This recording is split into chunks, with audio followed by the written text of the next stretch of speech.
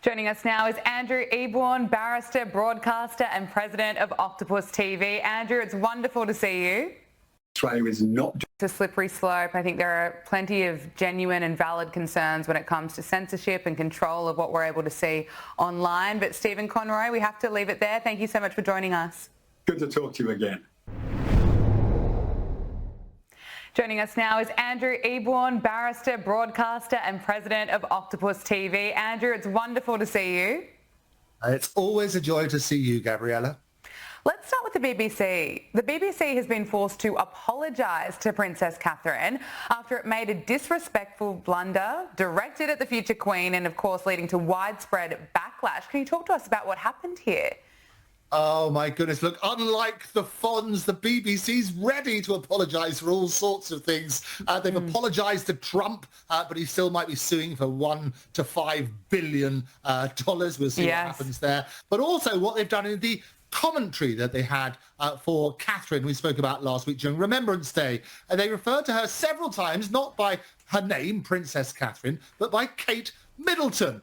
And lots of people burst a blood vessel saying it's so totally disrespectful on that sort of basis. It is interesting, though, because if you do a Google search, the most popular searches have not Princess Catherine, but Kate Middleton pops up far more regularly. And it's interesting when you look at some of the other royal women, because obviously you've got Fergie, who's always referred to as Fergie. She used to be Sarah, the Duchess of York. Obviously, that's now gone. So she's gone back to her maiden name of Sarah Ferguson.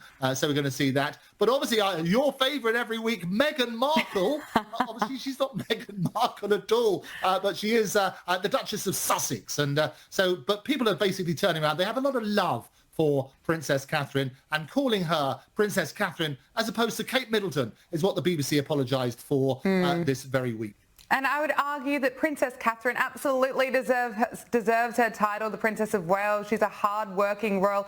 Meghan Markle stepped back from the royal family. She's been focusing on her Netflix shows, her jams and her Instagram page. But we will talk about Meghan Markle in a moment. But the Princess of Wales, she has attended an early childhood investment summit in London. Now, she addressed more than 80 business leaders at the event in her first speech since she was diagnosed with cancer last year. As business leaders, you will face a daily challenge at finding a balance between profitability and having a positive impact. But the two are not and should not be incompatible. At the Centre for Early Childhood, we believe that we must do all we can to create the conditions for love to flourish. That is how we invest in our future. So, Andrew, her address is part of her initiative to encourage society to put the needs of children first. Oh, absolutely. And this was, as you say, her first speech since her March 2024 cancer diagnosis. And she steps out into central London, the epitome of style and sophistication, and her words resonated with people. She's pushing businesses to recognise the needs of parents and caregivers of children. Really, really important, especially those under 5, the children.